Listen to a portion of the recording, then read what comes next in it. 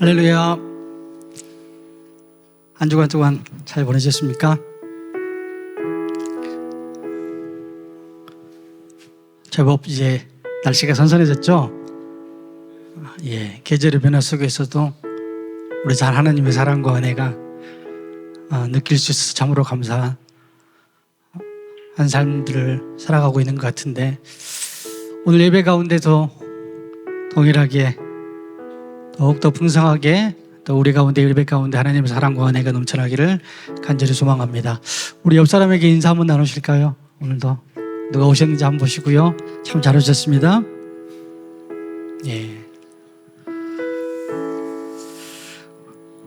우리 다 같이 하나님의 사랑이 찬양하면서 우리 옆 사람을 축복하면서 하나님의 임재를 간절히 사모하는 시간 되기를 간절히 소망합니다.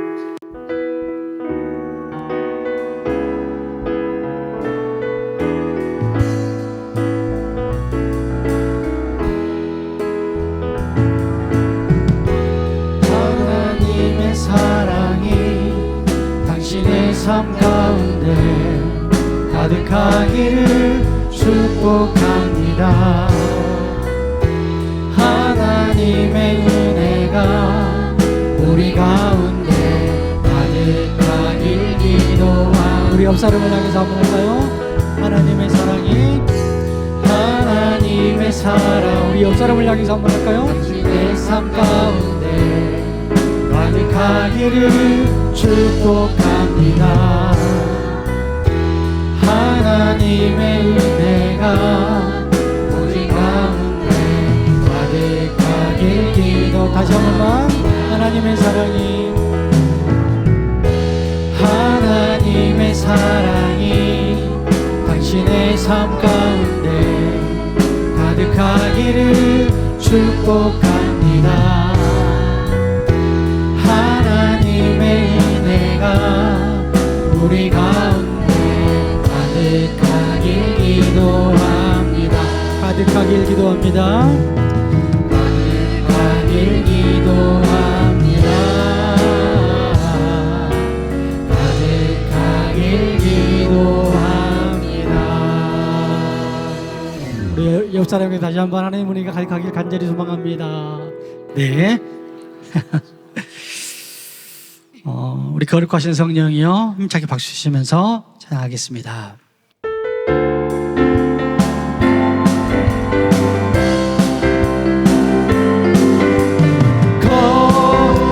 거룩하신 성령이여,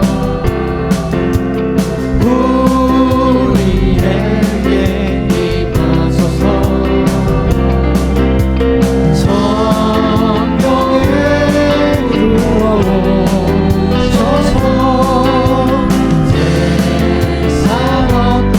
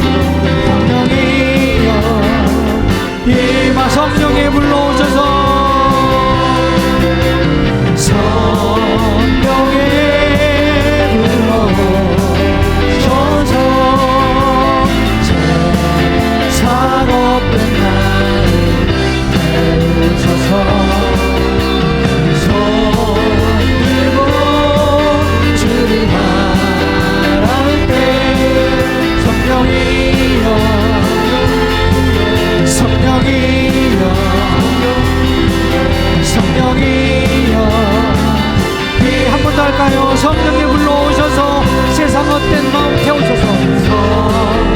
성령의 불러오셔서 세상 헛된 마음 태우소서. 손 들고 주님 할게. 성령이여 성령이여 성령이여 이만 다시 한번 처음부터 할까요? 거룩하신 성령이여 우리에게 임하소서. 거룩하신 성령이여 아멘. 우리에게 임하소서. 우리에게 임하소서.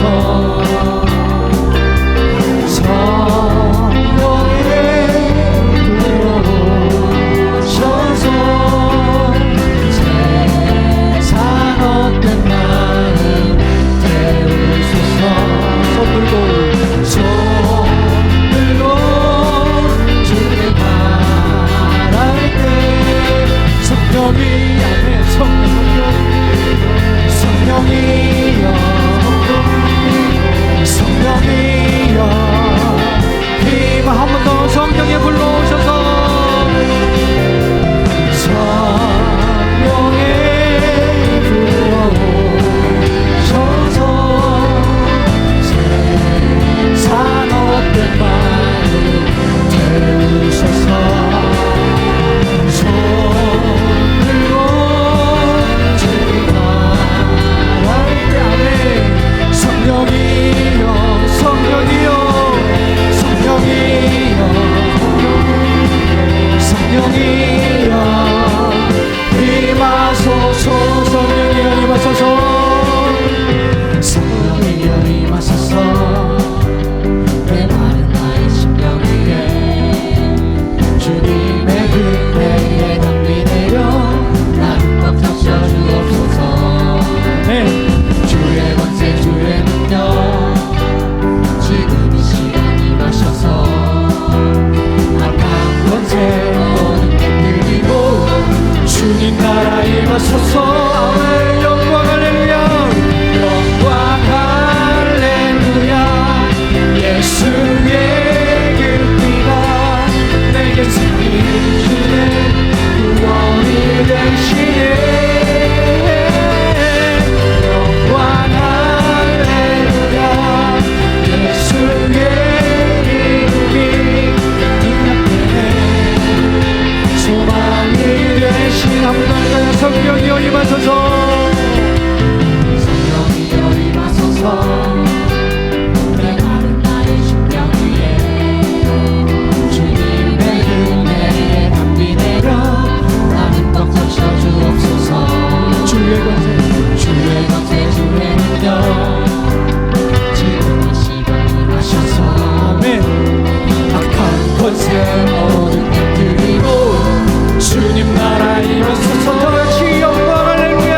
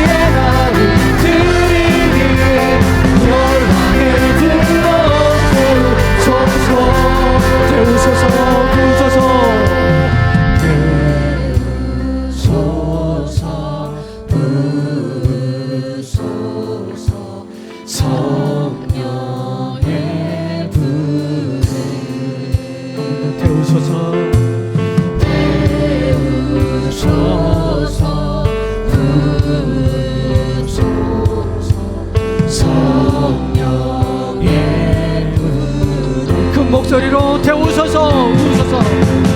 태우소서, 부으소서. 성령의 부. 한 번 더 큰 목소리로 태우소서.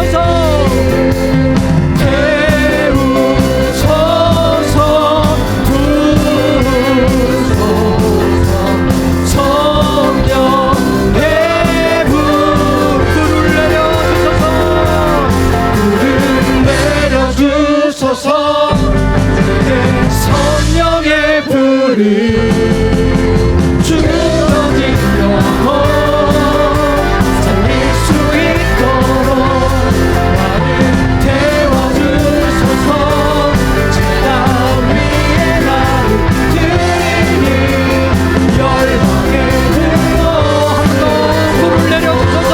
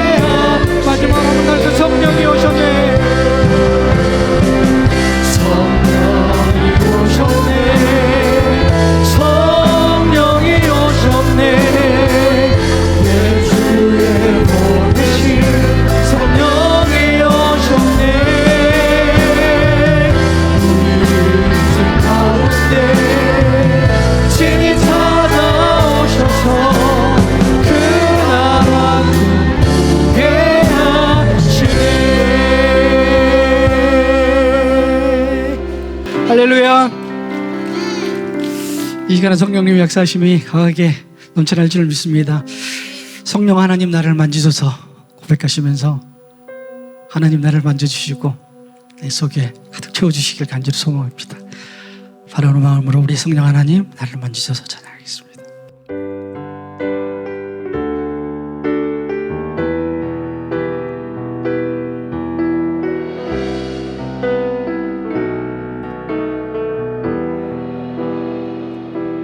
성령 하나님 나를 만지소서 상하고 깨어져 지친 나를 새롭게 하소서 성령의 바람 시들은 내 영 살리소서 성령 하나님 이 땅 고치소서 성령 하나님 이 땅 고치소서 죄악의 어둠 속 헤매는 우리 태워주소서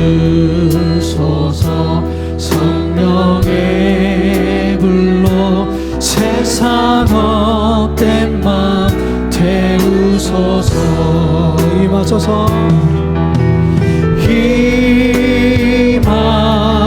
임하소서 성령 하나님이시여 지금 이곳에 임하소서 바람처럼 불처럼 성령이여 임하소서 적절 성령 하나님 성령 하나님 나를 만지소서 상하고 깨어져 지친 나를 새롭게 하소서 성령의 바람 시들은 내 영 살리소서 성령 하나님 성령 하나님 이 땅 고치소서 죄악의 어둠 속 헤매는 우리 태워주소서 성령의 불로 세상 헛된 맘 태우소서 임하소서 임하소서 성령 하나님이시여 지금 이곳에 임하소서 바람처럼 불처럼 성령이여 한 번 더 임하소서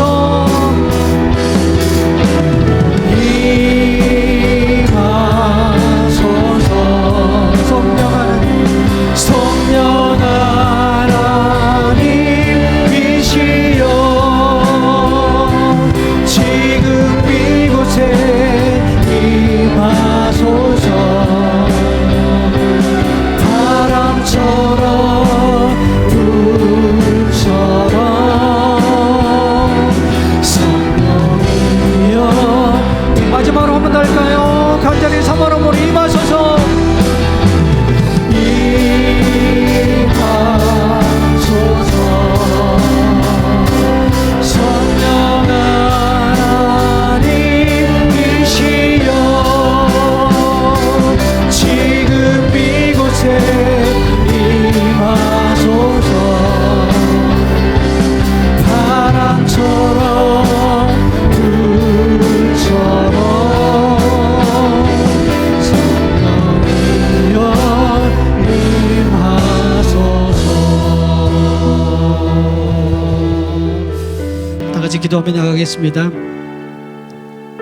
누구보다도 성령 하나님께서 우리 마음을 잘 할 줄 믿습니다. 하나님, 내 마음이 무뎌져 있고 강팍해져 있고 깨져 있고 상한 마음이 있다면 하나님 이 시간에 성령님 채워주시고 그것들을 회복시켜주시고 고쳐주시고 성령님이 이끌으시는 대로 내가 나가겠습니다. 하나님 도와주시고 함께해 주시옵소서. 성령님 운행하여 주시옵소서. 다 같이 기도하며 나가겠습니다. 하나님 아버지 감사합니다. 죄 많은 저희를 주님의 자녀 삼아주시고 거룩한 주의 날 이곳 동북교회로 불러 예배의 은혜를 주심을 감사합니다. 영과 진리로 예배하지 못하고 세상적 근심과 걱정을 가지고 지금 이 자리에 앉았습니다. 아버지 용서하여 주시옵소서. 하나님, 아직도 멈춰지지 않는 전쟁의 아픔을 주님은 아십니다. 전쟁의 고통 속에 있는 많은 주님의 자녀들의 기도를 들으시고 전쟁은 주께 속하셨다 말씀하셨사오니 강한 오른팔로 역사하여 주시옵소서. 아버지, 위정자들에게 지혜를 더하셔서 강대국 사이에 끼어 온전히 주권을 주장하지 못하는 아픔을 이겨내고 주님을 의지하여 믿음으로 세워진 계획들을 하나하나 실현하게 하여 주시옵소서. 동북교회가 주님이 주시는 믿음을 가지고 새로운 모습으로 변화하고 계획하고 있습니다. 교회 발전위원회와 5가지 운영위원회가 기도하며 준비하고 계획하는 일들이 주께서 이끌어 주시는 대로 온전히 자리 잡아 믿음과 기도가 더욱 굳건히 다져지는 교회로 성장하기를 소원합니다. 하나님, 이제 무더위가 조금씩 꺾이고 오곡백과가 익어가는 가을을 느낍니다. 주님, 여름 무더위 속에서 함께 동행해 주시고 하루하루 힘들고 지친 시기를 불평불만보다는 감사함으로 살아가게 하시니 감사합니다. 보름 앞으로 다가온 추석이 소외된 이웃이 없이 모두가 주님 안에서 즐거워하는 추석이 되게 할 수 있도록 주님의 한량없는 사랑의 은혜를 부어 주시옵소서. 단위에 세우신 이정환 위임 목사님을 강하게 붙잡아 주셔서 건강을 지켜주시며 매 순간마다 주님과 동행하는 은혜를 내려 주시옵소서. 선포되는 말씀에 힘을 주셔서 듣는 저희의 영과 육이 영원히 새겨지는 은혜를 내려 주시옵소서. 찬양으로 주님께 영광 돌리는 글로리아 찬양팀을 위로하여 주시고 함께 한 목소리로 주님께 찬양 돌리는 온 성도들에게 한량없는 축복의 은혜를 내려 주시옵소서. 주님, 홀로 영광 받으시옵소서. 우리와 항상 동행하시기를 소원하시는 예수님의 이름으로 기도드립니다. 아멘. 교회 소식입니다. 주보를 참조하시기 바랍니다. 오늘 오후 찬양 예배 후에 정기재직회에 있습니다. 안건 중에 유치부로 섬기실 문은진 교육 목사님 청빙에 건또 있음을 참고하시고 여러분들께서 협력해 주시기 바랍니다. 수요 예배는 6여전도회 주간 예배로 드립니다. 성령 예불 기도회 이번 주에 교회에서 진행합니다. 정기당회 및 당회 정책 세미나 다음 주일에 있겠습니다. 교육위원회 오늘 정기재직회 후에 모인다고 합니다. 10월 예배 봉사자 교육 다음 주에 있습니다. 오늘 피택제하는 두 팀이 광주 서림교회에 탐방을 갔습니다. 새가족부 현장학습 27일 토요일에 있겠습니다. 올해 오신 새가족들께서는 또 교육 수료하신 분들은 참석해 주시면 좋겠습니다. 추석 명절 맞이하면서 여전도회 바자회 27일 토요일 로뎀에서 진행합니다. 오늘은 성경금 드립니다. 어린이집 주중 활동이 있고요. 저는 오늘 기도학교 지역임원 워크숍이 있어서 오후에 갔다 내일 오후에 돌아오려고 합니다. 담양으로 다녀오겠습니다. 최경영 집사님 화분을 기증해 주셔서 감사드립니다. 박병국 안수 집사님, 장혜성 권사님 아들 희승군이 신부 최현주 양과 27일 토요일 서울에서 결혼 예식했습니다. 여러분들 부부가 드리는 첫 예배인데 예배 잘하고 믿음으로 살아갈 수 있도록 기도해 주시길 바랍니다. 그리고 우리 권사회는 2박 3일 동안 제주도 여러분들 기도해 주셔서 아름답게 잘 마치고 잘 돌아왔다고 합니다. 감사드립니다. 하나님 말씀 보겠습니다. 고린도전서 12장 1절부터 3절 말씀입니다. 신약성경 277쪽입니다.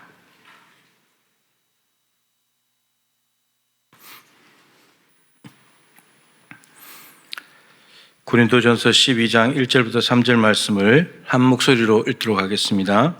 형제들아, 신령한 것에 대하여 나는 너희가 알지 못하기를 원하지 아니하노니 너희도 알거니와 너희가 이방인으로 있을 때에 말 못하는 우상에게로 끄는 그대로 끌려갔느니라. 그러므로 내가 너희에게 알리노니 하나님의 영으로 말하는 자는 누구든지 예수를 저주할 자라 하지 아니하고 또 성령으로 아니하고는 누구든지 예수를 주시라 할 수 없느니라. 아멘. 절막한 영상을 좀 보고 말씀 전하겠습니다. 북한에 동굴이 발견됐어요. 사람들이 19명이 발견이 됐어요. 김태용 목사님과 그 일행이었어요. 예수쟁이들이었어요. 아이가 둘 있었어요. 어린 꼬마들이. 인민재판하는 거예요. 그리고는 10살 난 아이를 먼저 불러다가 의자 위에 올려놓고 목 오랏줄을 탁 걸어놓고 처형시키기 위해서. 그러니까 얘가 이제 웁니다. 두려워서 막 엄마 엄마 하고 울어. 그 처형관이 애미가 누구냐? 그랬더니 엄마가 일어났어. 그 엄마가 눈을 부릅뜨고 그 아이한테 이렇게 말했어요. 울지 마라. 울지 마라. 추하게 울지 마라. 오늘이 천국 가는 날이다. 기쁘게 가거라. 그랬더니 얘가 이렇게 말했어요. 엄마 죄송해요. 우린 너무 편하게 살고 있어.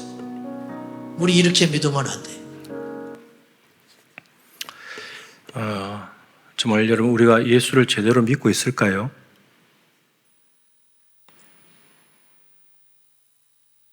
우리가 저런 상황이 우리에게 닥쳤다면 정말 예수님을 그래도 인정하고 그래도 내가 예수를 믿습니다 라고 하면서 하나님 나라에 대한 소망을 가지고 눈물을 그치고 두려움을 몰아내고 정말 당당하게 천국 갈 수 있을까? 오늘 말씀과 좀 연결시키면 여러분, 성령을 받은 사람만이 저게 가능합니다. 성령 받지 못한 사람은 저거 못합니다. 오늘 성령을 받아야 되는 이유라는 제목으로 말씀을 전할 텐데 성령을 반드시 받으셔야 되고 반드시 받아야만 우리의 신앙생활이 제대로 될 수가 있습니다. 오늘 아주 영적인 중요한 원리가 말씀 속에 있기 때문에 잘 들으시고 잘 기억하셨다가 반드시 오늘 성령을 꼭 사모하고 성령을 받고 제대로 신앙생활을 할 수 있으면 좋겠다 싶습니다. 하나님께서는 타락한 인류를 구원하시기 위해서 계획을 세우셨습니다. 그런데 우리 인간보다도 앞서 행하신 하나님의 은총이죠. 우리는 뭐 생각도 못하고 죄만 짓고 살고 있는데 얘들을 구원해야지. 하나님께서 계획을 세우셨습니다. 근데 그 세우신 계획을 실행을 해야 되잖아요. 이 땅에 나타나야 우리가 구원받을 수 있으니까. 그래서 영광 가운데 계신 죄가 하나도 없으신 아들 예수님을 이 땅에 보내셔가지고 죄만 짓다가 지옥으로 가고 있는 우리를 대신해서 십자가에 달아 죽이셨습니다. 우리를 구원하시려고 하는 계획이 실행이 된 거죠. 하나님은 계획만 하시고 멈추신 분이 아니라 그 계획을 실제로 옮기셨습니다. 예수님께서 십자가에 달려 죽으심으로 우리의 죄가 사함 받았고 부활하심으로 죽음도 극복하시면서 영원한 하나님 나라에 대한 소망을 주셨습니다.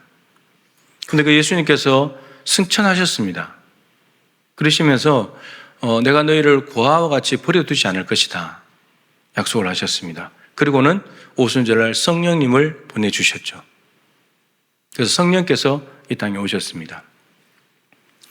여러분, 하나님이 계실 때는 하나님을 믿어야 됐었고 예수님이 이 땅에 인간의 몸을 입고 오셨을 때는 예수님을 믿은 믿음으로 살아야 되고 이제는 성령 시대입니다. 우리는 성령을 믿고 의지하면서 살아가야 신앙생활을 제대로 할 수 있습니다. 그래서 성령을 받아야 합니다. 지금 성령 시대이기 때문에. 오늘 말씀은 사도 바울이 고린도 교회에 보낸 편지입니다. 고린도 교회 편지를 보내면서 오늘 1절 말씀에 신령한 것에 대해서 너희가 모르기를 원치 않는다. 그러니까 신령한 것은 뭐냐면 성령의 은사입니다. 성령께서 주시는 은사 선물. 그 선물에 대해서 너희가 모르기를 원치 않는다. 이 말은 이중부정이잖아요. 반드시 알기를 원한다. 반드시 알아야 된다. 성령이 주시는 선물, 성령이 주시는 은사가 무엇인지를 반드시 알아야 된다. 이런 말입니다. 근데 성령의 은사는 4절부터 나옵니다. 은사는 여러 가지나 이렇게 하면서 무려 14장까지 석 장에 걸쳐서 은사에 대해서 기록을 해놨습니다. 근데 그 사이에 오늘 본문 2절, 3절이 있어요. 우리가 성령의 은사를 받는다고 하면 대개는 방언을 하고 병을 고치고 예언을 하고 통역을 하고 뭐 이런 걸 생각하잖아요. 그건 4절부터 나오는 이야기고. 근데 2절, 3절에는 성령이 오셨을 때 일어나는 외적으로 나타나는 형식, 현상, 겉모양보다도 훨씬 더 중요한 내면적인 게 있다는 겁니다. 그 내면적인 것을 바울이 먼저 이야기를 하고 있습니다. 성령님이 깨닫게 해주시는 예수 그리스도. 예수님이 어떤 분이신가? 예수님이 누구신가? 여러분, 이것을 먼저 알아차리는 것이 성령의 외적으로 나타나는 은사보다도 훨씬 더 중요한 내적인 증거다. 이런 말입니다. 2절 말씀에는 고린도 교인들이 이방인들이었으니까 너희들이 이방인으로 있을 때 예수 믿기 전에 말 못하는 우상이 끄는 그대로 끌려다녔느니라. 여러분, 우상은 말을 못합니다. 입이 있어도 말 못하고, 눈이 있어도 보지 못하고, 귀가 있어도 못하고, 코가 있어도 냄새 맡지 못하고, 발이 있어도 걷지 못하고, 손이 있어도 움직이지 못하는. 그래서 성경 곳곳에 우상은 헛된 것, 가증한 것, 이런 것들로 표현됩니다. 죽은 거니까. 근데 고린도 교인들이, 우리도 마찬가지로 예수 믿기 이전에는 우상에게 끄는 그대로 끌려다녔대요. 종로로 됐다는 겁니다. 우상이 원하는 대로 갔다는 겁니다. 그 우상을 신처럼 떠받들면서, 우상은 인간의 피조물인데 사람이 만들어 놓은 건데 거기에다가 절을 하고, 그 마치 우상이 나에게 뭔가 문제를 해결해 주고 내 인생을 책임져 줄 것처럼 우상이 원하는 대로 갔다는 겁니다. 그런데 이제 너희들은 예수 그리스도를, 십자가의 복음을 믿고 하나님의 영을 받은 사람이다. 너희들은 이제 다르게 살아야 된다. 그렇게 이야기를 하면서 3절 말씀을 오늘 하고 있습니다. 3절에는 두 가지 아주 중요한 예수 그리스도에 대한 본질적인 내용이 들어있는데, 이것이 바로 성령을 받아야 되는 아주 중요한 이유와 연관이 있습니다. 제가 세 가지로 말씀을 정리를 하겠습니다. 성령을 받아야 하는 첫 번째 이유는 예수님을 제대로 알기 위해서. 여러분, 희미하게, 엉뚱하게가 아니고 제대로 알기 위해서, 더 알기 위해서 성령을 받아야만 합니다. 예수님은 승천하셨고 성령님이 오셨는데, 여러분, 영접하는 자, 그 이름을 믿는 자들 하나님의 자녀가 되는 권세를 주셨다 했는데, 여러분, 예수님을 영접한다는 말은 이런 말입니다. 여러분, 내 안에 예수님이 계신 걸 어떻게 알까요? 요한일서 3장 24절에 보면 우리에게 주신 성령으로 말미암아 그가, 예수님이 우리 안에 거하시는 줄을 우리가 아느니라. 다시 한번요. 우리에게 주신 성령으로 말미암아 그가, 예수가 우리 안에 거하시는 것을 우리가 아느니라. 여러분, 예수님은 승천하시고 난 뒤에 성령을 보내는데 안 오시는 것이 아니라 성령 안에서 우리에게 오십니다. 이 말이 굉장히 중요합니다. 예수님은 성령 안에서 우리에게 오십니다. 사울아 사울아 네가 어찌하여 나를 자꾸 박해하느냐. 분명히 예수님의 음성이 들려오자. 나는 네가 박해하는 예수다. 근데 예수님이 나타난 게 아니고 성령 안에서 예수님이 오신 거거든요. 따라서 여러분, 예수님이 성령 안에서 우리에게 오신다고 한다면 성령님이 우리 안에 오시는 것이 곧 예수님께서 오시는 거죠. 성령님이 내 안에 계셔야 예수님이 내 안에 계시는 걸 알 수가 있죠. 내 안에 예수님이 계시는 것을 알지 못한다면, 예수님이 내 안에 계시지 않다면 우리는 예수님을 알 수가 없습니다. 성령을 받아야 그 함께 오시는 예수 그리스도가 내 안에 오시고 내 안에 계셔야 예수님이 누구신지를 알게 됩니다. 여러분들 마음속에 이 땅에 있는 모든 사람들의 마음이 있습니까? 그렇지 않죠. 마음에 있는 사람은 자꾸 알고 싶어지고 알아갑니다. 근데 저 아프리카나 저기 있는 사람들 우리 마음이 없잖아요. 모르잖아요. 그러니까. 마음이 없으니까 모르는 거예요. 예수님이 내 안에 계셔야 아는 겁니다. 예수님이 내 안에 계시지 않다면 모르는 겁니다. 근데 예수님이 내 안에 오시는 것이 성령을 받아야만 가능하다는 말입니다. 성령이 내 안에 없으면 예수님 전혀 모릅니다. 예수님에 대해서는 알 수 있죠. 정보, 이론, 관련된 인터넷에 이런 걸 보면 정보는 알 수 있죠. 근데 예수님을 모르죠. 인격적으로 만나서는 모르죠. 지식적으로 이론적으로 알아도.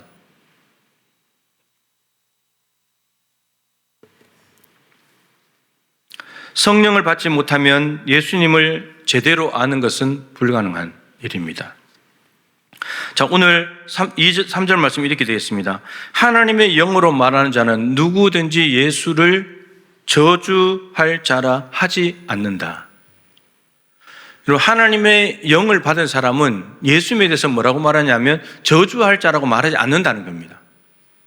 이방인으로 있을 때, 고린도 교회가 이방인들로 있을 때는 예수님을 잘 모르니까 소문이 났잖아요. 예수님은 죄인이라고, 신성모독죄를 지고 십자가에 처형받아 죽은 죄인이라고, 저주받은 사람이라고 그렇게 알고 있거든요. 우상에게 끌려다닐 때는 예수가 저주받은 자였기 때문에 우상을 간 것이고, 근데 이제 하나님의 영을 받은 사람은 예수님이 누구신지를 제대로 알기 때문에 이제 예수님을 저주받은 자라고 말하지 않는다는 겁니다. 예수님을 저주받은 자라고 말하는 사람은 반대로 말하면 성령이 없는 사람이에요. 예수님 십자가에 달려 나무에 달려 죽은 죄인이고 불쌍한 사람이지, 이렇게 생각하는 사람은 아직 성령이 나에게 오지 않는 거예요. 성령이 온 사람은 그렇게 말하지 않는다는 거죠. 실제로 성령을 받지 못한 유대인들, 나무에 달려서 하나님께 저주받은 자로 만들기 위해서 로마의 힘을 빌려다가 예수님을 십자가에 달아 죽였습니다. 여러분, 죄가 있어서 십자가에 달린 사람이 있는가 하면 십자가에 매달려고 죄를 뒤집어 씌운 경우가 있습니다. 예수님 옆에 강도들이 같이 있었습니다. 3명이 똑같이 십자가에 달렸지만 예수님과 두 강도는 전혀 다릅니다. 두 강도는 죄가 있어서 하나님께 저주받아서 나무에 달린 거죠. 그런데 예수님은 나무에 달려서 저주받은 자로 만들려고 죄를 거꾸로 뒤집어 씌운 거죠. 전혀 다른 거예요. 왜 유대인들이 이렇게 했는가? 성령이 없기 때문이에요. 성령이 없기 때문에 그렇게 만들어야 되니까. 사도 바울도 마찬가지죠. 사도 바울도 처음에 예수님이 저주받은 자다, 신성모독죄를 짊어지고 죽은 자다, 이렇게 알고 있었습니다. 선배들이, 그리고 바리새인 선배들이 그렇게 가르쳐 줬기 때문에 예수를 그렇게 알고 있었죠. 그런데 다메섹 도상에서 부활하신 예수님을 만나고 다메섹에 있는 아나니아라고 하는 주님의 제자가 와서 안수할 때 성령을 받았습니다. 성령을 받으면서 눈에 비늘이 벗겨졌다 했죠. 비늘 같은 것이 벗겨지면서 다시 보게 된지라. 여러분, 빛을 받아가지고 앞을 못 보게 됐습니다. 그리고 3일 동안 먹지도 않고 금식하면서 기도하고 있었죠.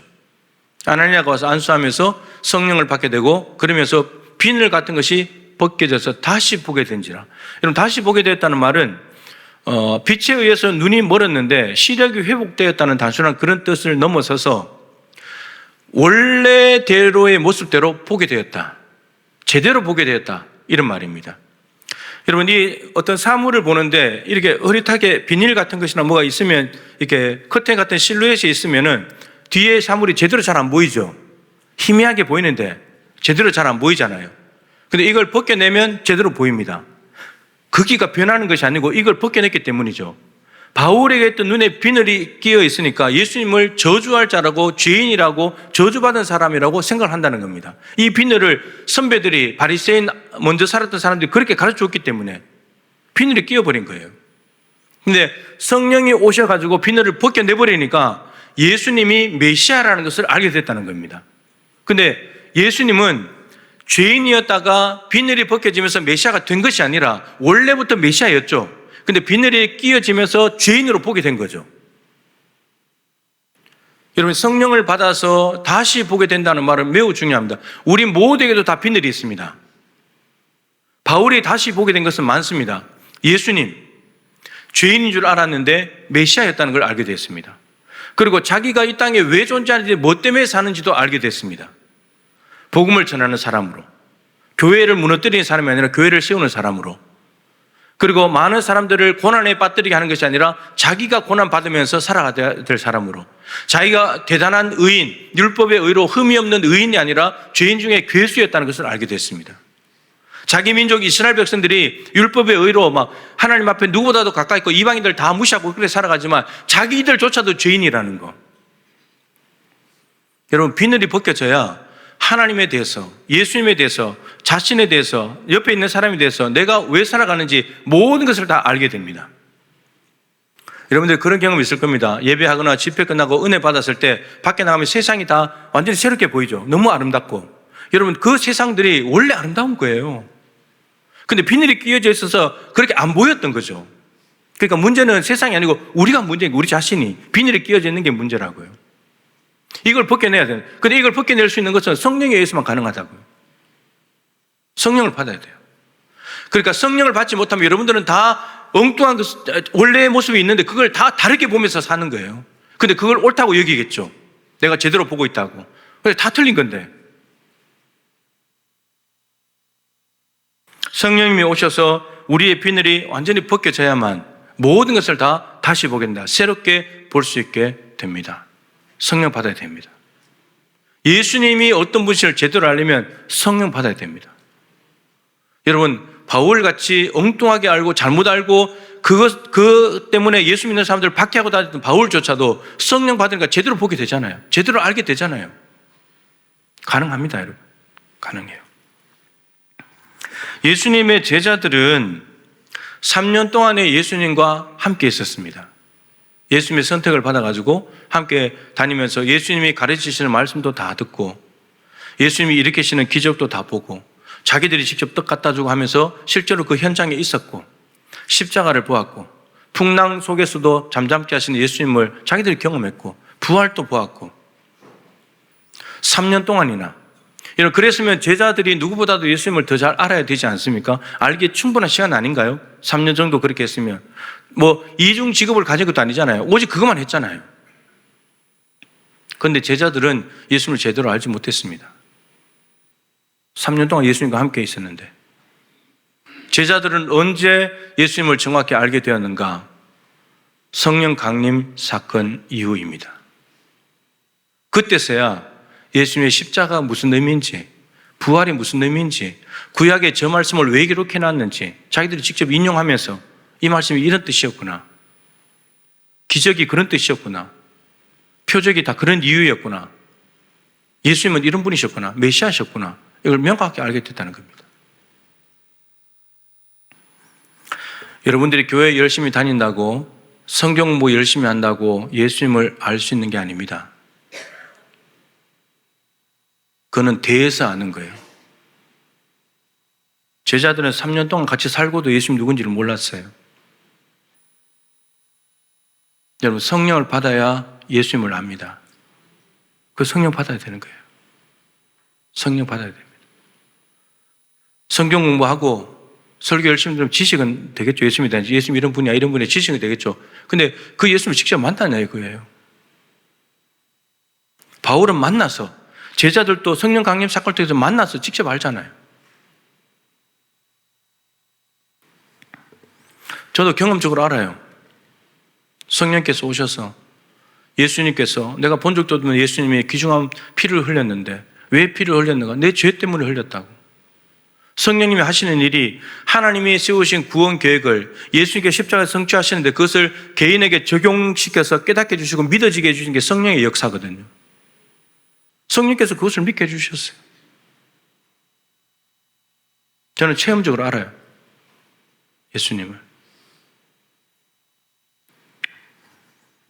두 번째, 성령을 받아야 되는 이유는 연결이 됩니다. 예수님에 대한 올바른 신앙 고백이 가능합니다. 성령을 받아야만. 그러니까 성령을 받아서 예수가 누구이신지를 알아야, 그분을 인격적으로 만나야, 이게 거듭나야, 그래야지 내가 만난 예수님이 이런 분이다라고 고백할 수 있다는 겁니다. 성령을 받은 사람은 자신만이 할 수 있는 신앙 고백이 분명히 있습니다. 남의 거 흉내 내거나 성령의 거 따라하는 거 말고 내가 만난 예수님, 일치할 수는 있겠지만 내가 만난 예수님은 이런 분입니다. 명확하게 신앙 고백이 있어요. 예수님 만나지 못하면 예수님에 신앙 고백이 없겠죠. 그건 모르는 겁니다. 자, 오늘 3절 하반절입니다. 또 성령으로 아니하고는 누구든지 예수를 주시라 할 수 없다. 그럼 이걸 긍정문으로 바꾸면 성령을 받아야만, 성령으로 해야만, 성령을 받은 사람만이, 성령을 받는다면 누구든지 예수를 주라고, 주님이라고 말할 수 있다는 겁니다. 성령을 받아야만 가능한 일이에요. 예수님이 나의 주님, 주인이십니다. 이 고백은 성령을 받은 사람만이 할 수 있습니다. 성령이 없는 사람은 예수님이 내 주인일 수가 없어요. 저 길거리 지나다니는 순천에 죽어가는 20 몇만 명 사람들이 가서 예수님이 당신의 주인입니다라고 말해보세요. 무슨 소리 하냐고. 예수님이 왜 내 주인이냐고. 왜 저렇게 반응하냐면 성령을 받지 못했기 때문이에요. 교회 안에 있는 성령을 받은 사람만이 예수님은 나의 주님이십니다. 이렇게 고백할 수 있다는 거죠. 베드로가 주는 그리스도시요 살아계신 하나님의 아들이십니다. 정말 하나님께서 알려주셔가지고 신앙 고백을 했습니다. 예수님께 대해서. 그런데 신앙 고백을 들으신 예수님께서 그렇게 살려고 그리스도가 되시려고 십자가로 가려고 하는데 막아버렸습니다. 베드로가 예수님이 그리스도라는 말로 고백은 했지만 그게 무슨 의미인지, 그게 어떻게 이루어지는지를 전혀 몰랐던 거예요. 그래서 나중에 칼 들고 막 귀를 자르고 예수님 부인하고 도망가 버리고 예수님 내는 모르는 거예요. 그런데 오순절 성령께서 임하시고 난 뒤에 사도행전 2장 36절 너무 귀하죠. 베드로가 직접 설교의 마지막에 내린 결론이잖아요. 너희들이 십자가에 못 박아 죽인 이 예수를 하나님이 주와 그리스도가 되게 하셨다. 이제 베드로는 명확하게 예수님이 누구신지 주가 우리의 주님이 되시고 그리스도 메시아가 되신다는 것을 명확하게 고백을 해버립니다. 베드로가 만난 주님에 대한 고백이죠. 알게 된 고백이에요. 성령이 오셨을 때 가능했습니다. 사도 바울도 마찬가지죠. 사도 바울이 비늘을 벗겨지면서 예수님을 제대로 알게 됐을 때, 이런 사도행전 9장에 보면 곧바로 다메섹에서 예수님을 전하기 시작하는데 예수님을 뭐라고 전하냐 고백하냐 이렇게 고백합니다. 예수는 하나님의 아들입니다. 거기에 있던 유대인들이 저놈 저거 이상한 소리 하네? 예수가 무슨 하나님의 아들이야. 신성모독죄 지고 죽었는데. 박해를 하자 더 용기를 내어가지고 예수는 그리스도라고, 예수는 너희들을 구원하러 오신 메시아라고 담대하게 당당하게 선포해버립니다. 자기가 만난 예수잖아요.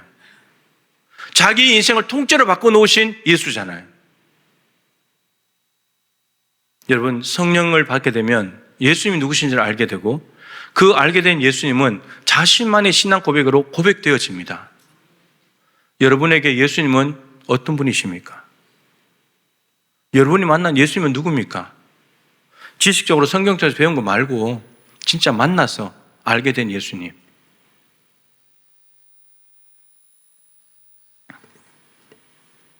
세 번째, 성령을 받아야 하는 이유는 증인의 삶을 사는 능력을 얻기 위해서입니다. 그럼 다 연결됩니다. 성령을 받아야 예수를 제대로 알게 되고 그분에 대한 신앙 고백을 할 수 있게 되면서 내가 만난 예수님 신앙 고백이 있다면 그분을 전하는 거죠. 엉뚱한 예수를 전하는 것이 아니라 내가 만난 예수를 전하는 겁니다. 나를 바꿔놓으신 예수를 전해야 다른 사람도 바뀔 거잖아요. 나도 바꿔놓지 못하는 복음이 어떻게 다른 사람을 살리겠냐고요. 이론적으로 지식적으로 아는 복음은 남을 못 살립니다. 나도 못 살리는데. 그런데 예수님을 성령을 받아서 예수님을 알고 예수님을 제대로 신앙 고백을 한다고 하더라도 증인의 삶을 사는 것은 성령의 능력이 필요합니다. 오직 성령이 너희에게 임하시면 너희가 권능을 받고 예루살렘 온 유대 사마리아 땅 끝까지 내 증인이 되리라. 그럼 만일에 예수님께서 승천하시면서 제자들에게 얼마든지 예수님의 증인되는 삶이 가능했다면 굳이 성령을 보낼 필요가 없습니다. 그런데 성령을 보내신 이유는 제자들이 예수님에 대해서 제대로 아는 것도 성령 받아야만 가능한 일이고 신앙 고백도 가능한 일이지만 성령의 능력이 없이는 전도 못하니까, 복음 전할 수 없으니까 성령의 권능이 와야 됩니다. 왜 성령의 권능이 필요하냐? 고린도후서 4장 4절에 이 세상 신이 사탄입니다. 이 세상 신이 믿지 아니하는 자들, 불신자들의 마음을 혼미케 하여 그리스도의 영광의 복음의 광채가 비치지 못하게 하는 거다. 여러분, 불신자들이 왜 예수를 안 믿냐? 사탄이 저들의 마음을 혼미하게 만드는 겁니다. 그리스도의 영광의 복음, 십자가에서 우리의 죄 때문에 죽으시고 부활하신 그 놀라운 나를 살리는 복음의 광채가 불신자들 마음속에 비춰져야 되는데 마음을 혼미케 만들어가지고 이 영광의 빛이 못 비치게 만들어버린다는 겁니다.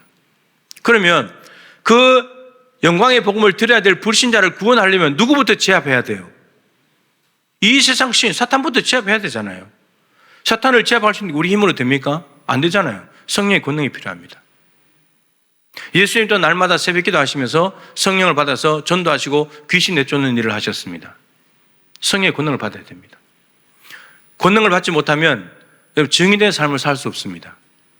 예수님 몰라도, 예수님 신앙 고백이 없어도 못 살지만 그렇다 할지라도 성령의 권능을 받아야만 복음을 전할 수 있습니다. 잘 못 나갑니다. 두려워서.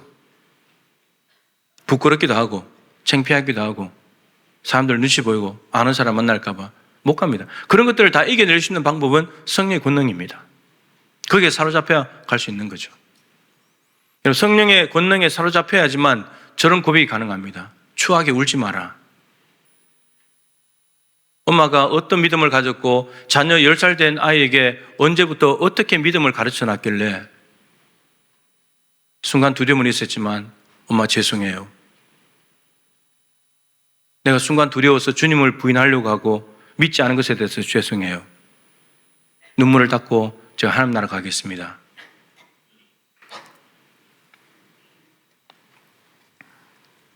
성령이 없이는 이런 삶이 안 되는 거예요. 이런 삶이.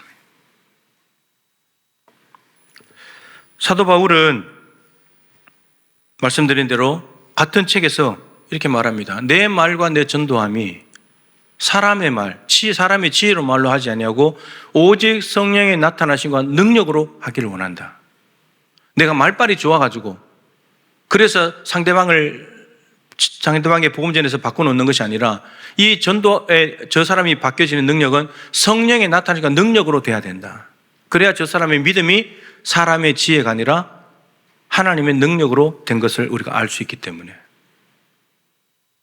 바울이 같은 책에서 그렇게 이야기를 합니다. 또 성령을 받아야 될 이유는 증인의 삶을 살면 반드시 일어난 일이 있죠. 반드시 충돌이 일어납니다. 복음을 전하면. 언제 한번 설교하겠지만 여러분, 예수님께서 복음을 전하고 사도들이 복음을 전할 때 사람들의 반응은 두 가지입니다. 하나는 복음 앞에 굴복하든지 그 복음을 믿고 구원했든지, 하나는 분노하든지. 여러분들은 둘 중에 어디입니까? 둘 중에 어디예요? 복음에 대한 반응은 두 가지밖에 없어요.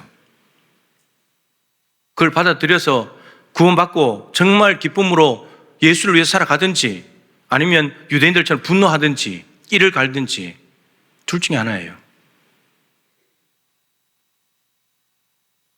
우리가 정말 제대로 복음을 듣고 있는가? 성령을 받아야 될 또 이유는 박해 앞에서 두려워하지 않고 담대히 전하기 위해서. 사도행전 2장 성령 받고 난 뒤에 3장부터 사도들의 행적을 보시면 남에서부터 안전병이 된 사람을 고쳤다가 공회에 잡혀갑니다. 공회에 잡혀갔을 때 베드로와 요한이 얼마나 담대한지. 여러분, 십자가에 예수님 잡혀갈 때 계집아이 하나 가서 대제사장이 들여서 너 예수 편이지? 무슨 소리 하냐고. 너 예수 편 맞아? 뭐 아니라고.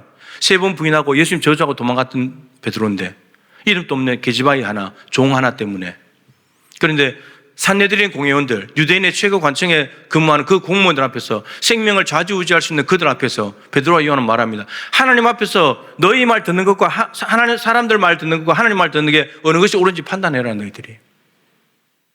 전혀 두려워하지 않는, 너무나 담대하게 복음을 전하고 있는 공회원들이 위협하고 너 예수의 이름으로 십자가 부활 전하지 마 경고하고 협박하는데 전혀 쫄지 않고 우리는 보고 들은 것을 전하지 않을 수 없다고. 여러분, 이런 담대함이 어디서 나왔겠습니까? 계집아이 하나 이름도 없는 가장 비천한 종에게도 벌벌 떨었던 베드로가 가장 수직적으로 제일 높은 극과 극에 있는 사람들 앞에서 전혀 두려워하지 않는 이 담대함이 어디서 나왔겠습니까? 성령의 권능입니다. 성령의 권능 외에는 설명할 길이 없습니다. 스데반도 성령과 지혜가 충만해서 유대인들이 반론을 제기할 때 저들이 당하지 못하더라. 스데반이 성령이 충만해가지고 그러니까 당할 수가 없는 그런 상황이 되었다는 거죠.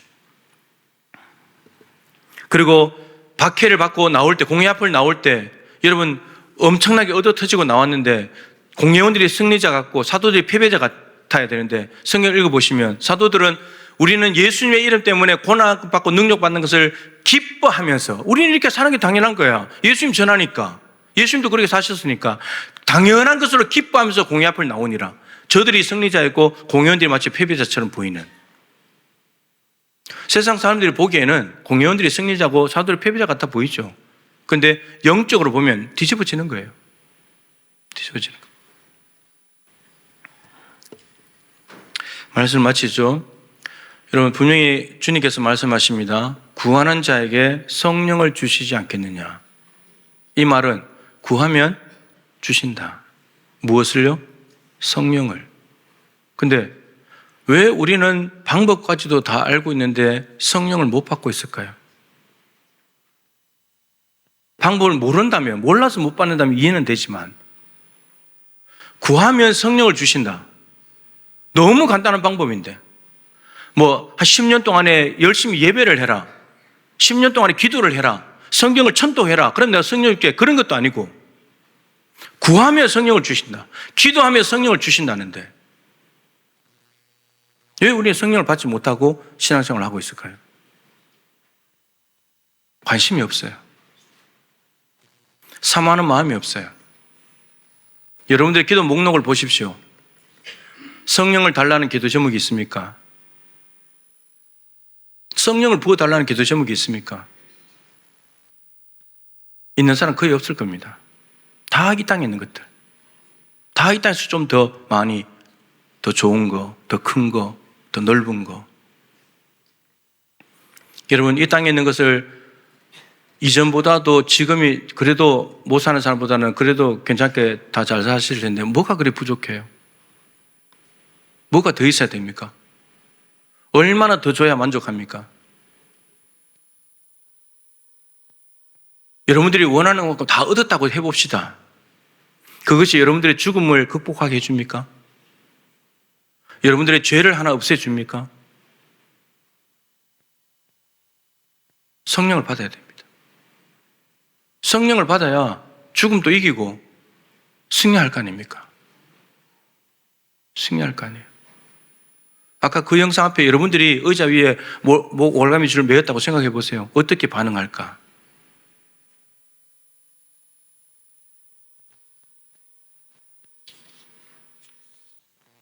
왜 이렇게 자꾸 이야기하는지 아세요? 그럼 천국 가야 되잖아요. 천국 가야죠. 그냥 대충 예수 믿고 교회 안에 있으니까 그냥 예배 왔다 갔다 하고 그렇다고 천국 가는 게 아니라고요. 그렇게 가는 게 아니라고요. 그럴 것 같았으면 예수님 보낼 필요도 없고 성령님을 보낼 필요도 없고 다 우리를 구원하시기 위해서 성령님을 보내고 우리 안에 오셔서 사시면서 천국까지 함께 가자고 인도에 가시려고 그러시는 거잖아요. 저는 정말 여러분들이 단 한 번도 빠짐없이 천국 가기를 원하거든요. 가셔야 되고요. 그래 여러분 자녀들도 갈 거 아닙니까? 만약에 아까 그 상황에서 엄마가 조금이라도 흔들렸다. 살려달라고 막 그렇게 하고 했더라면 엄마의 본성이겠지만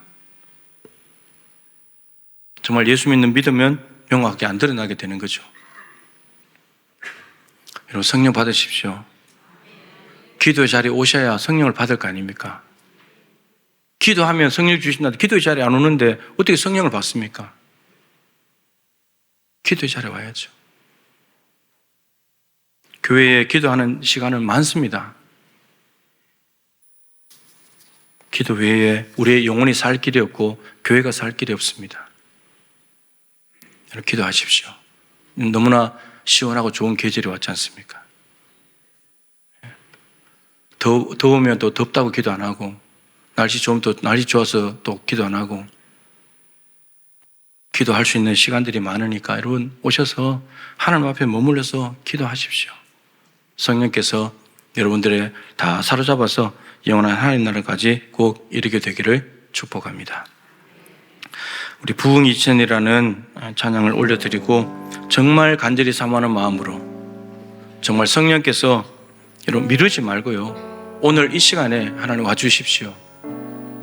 오늘 이 시간에 와주십시오. 정말 사모하면 하나님께서 오십니다.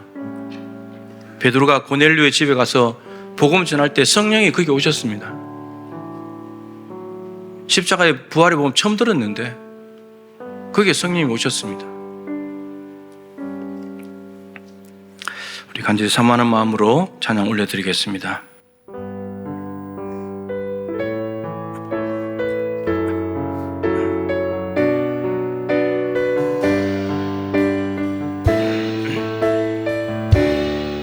오소서 진리의 성령님, 오소서 진리의 성령님, 이 땅 흔들며 임하소서.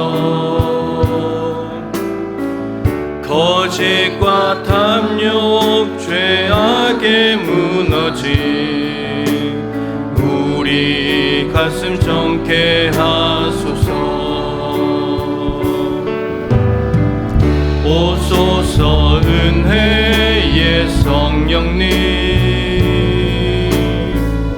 하늘 가르고 임하소서. 거룩한 불꽃 하늘로서 임하사 타오르게 하소서. 주 영광 위에 부흥의 불길 타오르게 하소서. 진리의 말씀 이 땅 새롭게 하소서. 은혜의 강물 흐르게 하소서. 성령의 바람 이 땅 가득 불어와. 이 노님은 주의 순결한 백성, 주의 영광 위에 이제 일어나. 열방을 치유하며 행진하는 영광의 그날, 부흥의 불길 타오르게 하소서. 아멘. 부흥의 불길 타오르게 하소서. 진리의 말씀 이 땅 새롭게 하소서. 아멘. 은혜의 강물 흐르게 하소서. 성령의 바람 이 땅 가득 불어와. 이 노님은 주의 순결한 백성, 주의 영광 위에 이제 일어나.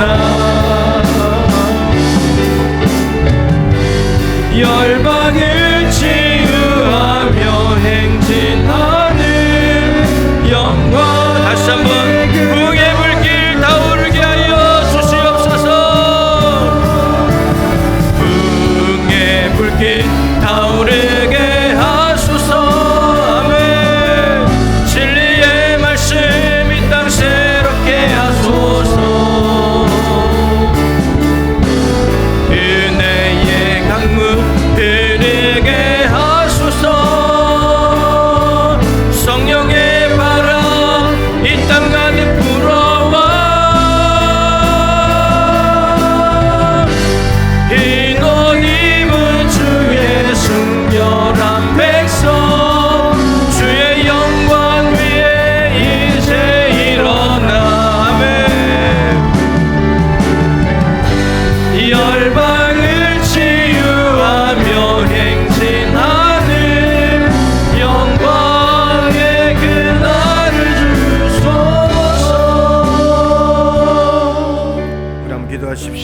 정말 간절한 마음으로. 이런 부흥은 성령께서 내 마음에 오셔서 나를 거듭나게 하시는 것이 부흥입니다. 그냥 사람들이 많이 모이고 뜨겁게 뭘 하고 하는 게 부흥이 아닙니다. 성령님을 개인적으로 만나야 됩니다. 성령님이 내 안에 오셔야 되고, 성령 충만은 반복입니다. 과거에 한번 받고 끝나는 것이 아니라 계속 받아야 하는 일입니다. 그만큼 우리는 세상에 살면서 세상의 것들이 많이 묻기 때문이죠. 성령 충만을 계속해서 받아야 합니다. 회개하고 성령 충만을 받고, 그래야 예수님을 알고 예수님에 대한 고백과 함께 내가 만난 예수님을 전하게 됩니다. 그러면 또 다른 사람들이 또 성령님을 만나게 되고, 사도들에 의해서 많은 이방인들과 유대인들이 예수 믿었던 것처럼 그러한 부흥이 계속 퍼져나가게 되겠죠. 그러면 하나님 나라가 확장되어 갈 것입니다. 하나님, 내 안에 부흥이 임하게 도와주십시오. 기도의 자리에서 간절히 기도할 때 성령 받게 하여 주옵시고, 우상에게 끄는 대로 끌려가는 삶이 아니라 하나님의 영에 사로잡힌 삶을 살게 하여 주시옵소서. 세상 탐욕을 버리고 내 안에 욕심을 버리고, 이 땅에 내가 죽음이 왔을 때 죽음 하나 해결해 주지 못하는 그 어떤 이 땅의 것들도 바라지 아니하고 오직 하늘의 것을 사모하며 성령을 받아서 살아가게 하여 주시옵소서. 여러분, 강릉 땅에, 그 메마른 땅에 비가 쏟아져서 어느 정도 해갈이 됐습니다. 여러분, 하늘의 은혜가 와야 해갈이 됩니다. 우리의 영혼도 마찬가지입니다. 위에서 와야지 우리의 영혼이 해갈이 됩니다. 이 땅의 것으로 이 땅의 것을 풀 수 없습니다. 하늘의 것을만 풀 수 있습니다. 하나님 은혜를 부어주십시오. 하늘에서 우리에게 필요한 성령 충만을 허락하여 주옵소서. 내 기도 제목의 순서가 성령 충만을 사모하는 기도로 바뀌어지게 하여 주옵시고, 성령 충만함으로 살아가는 복음의 증인되는, 기도하고 전도하는 것을 통하여 교회를 살리는 우리 교회가 되게 하여 주옵소서. 한국 교회가 되게 하여 주옵소서. 우리 주님의 이름을 한번 간절히 부르고 기도합니다. 주여!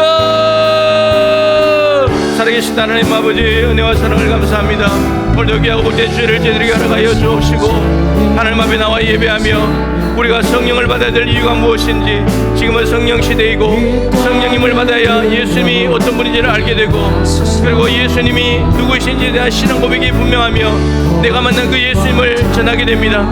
하나님 아버지, 성령을 받지 못하면 예수님을 제대로 알지 못하게 되고, 제대로 알지 못하면 제대로 믿지 못하게 됩니다. 엉뚱하게 예수님을 알고 살 수 있습니다. 엉뚱한 예수를 전하면 큰일 납니다. 하나님 도와주십시오. 우리가 성령에서 말하는 예수, 우리 땅 가운데 실제로 오셨다가 생찬하신 그 예수님, 성령 안에서 오시기 때문에 우리 성령님을 통하여 예수님을 알게 됩니다. 우리 안에 모시게 됩니다. 내 안에 계신 예수님을 더 알아가기를 원합니다. 아버지 하나님, 예수님이 내 안에 거하시는 것, 아버지 성령 세례 받는 것이고 거듭나는 것인데, 그래서 예수님을 더 알기를 원합니다. 내 땅 안에 부흥이 일어나기를 원합니다. 주여, 부흥이 일어나게 하여 주옵소서. 부흥의 불길이 타오르게 하여 주옵소서. 내 안에 부흥이 일어나게 도와주시옵소서. 교회 안에 부흥이 일어나기를 원합니다. 성령을 만나서 거듭나는 부흥이 일어나기를 원합니다. 부흥이 일어나기를 원합니다. 부흥이 일어나기를 원합니다. 주여, 부흥을 허락하여 주옵소서. 성령의 충만함을 허락하여 주옵소서. 주님, 나의 몸을 제단 위에 드리니 주여, 제단 위에서 불 태우시고 성령 불러 태우시고, 아버지 하나님 주머니 영혼들에게 몸을 전할 때 성령의 마음으로부터 받는 놀라운 역사가 일어나게 하여 주시옵소서. 주님, 무척 어려운 세월들이 주여 성령 받게 하여 주옵소서. 성령 받아서 예수를 알게 하시고 인격적으로 만나게 도와주시고, 그 예수를 정하며 살아갈 수 있도록 주님 도와주시옵소서. 하나님 아버지의 기준에서는 모든 성령 충만해야 되겠습니다. 성령 충만한 반복에서 받아야 합니다. 주여, 성령 충만하게 도와주시고, 깨끗이 성령 충만을 받고 성령께 살아가는 삶을 살게 하여 주시옵소서. 구하는 자에게 성령을 주시지 않겠느냐. 하나님, 정말 기도했던 120명은 성령을 받았습니다. 베드로와 요한이 사마리아에 가서 기도했을 때 성령이 임하였습니다. 에베소에 갔을 때 바울이 안수하자 12명이 성령을 받게 되었습니다. 고넬료의 집에 갔을 때 십자가 부활의 복음을 선포할 때 성령이 그곳에 오셨습니다. 성령님의 역사는 반복됩니다. 하나님, 예전에 한번 받았다고 끝난 것이 아니라 계속해서 성령 충만을 유지할 수 있는 성도들이 되게 하여 주옵시고, 아직 성령을 받은 일이 없다면 주님, 성령 받게 하여 주십시오. 바울이 에베소 갔을 때 너희가 믿을 때 성령을 받았느냐? 우리는 요한의 물세례밖에 모른다고. 요한의 물세례 얼마든지 받을 수 있지만 성령 세례는 다른 것이기에 성령 세례를 반드시 받아야 된다고 바울은 이야기하고 있습니다. 주님, 우리가 예수 믿는다고 하면서 세례를 다 받았습니다. 근데 성령 세례를 받아야 됩니다. 성령이 내 안에 거주하시는 거듭남과 아버지 부흥의 역사가 일어나야 되겠습니다. 우리 모든 성도들이 성령이 임하여 부흥 경험케 도와주시고 부흥의 사람이 되게 하여 주옵시고 내가 만난 예수를 전함으로 부흥을 확산시켜 나가는 부활의 증인 되게 하여 주시옵소서. 하나님 앞에 귀한 예물 구별합니다. 주님 영광을 받아주시고 삶의 자리가 버겁게 힘겹게 살아가지만 곳곳에 하나님이 세워두신 놀라운 은혜의 빗줄기, 담비의 빗줄기 내려주셔서 감사하게 하시고 그 감사함으로 힘든 시간들을 이겨내고 돌파해 나갈 수 있는 믿음의 증인들이 되게 하여 주시옵소서.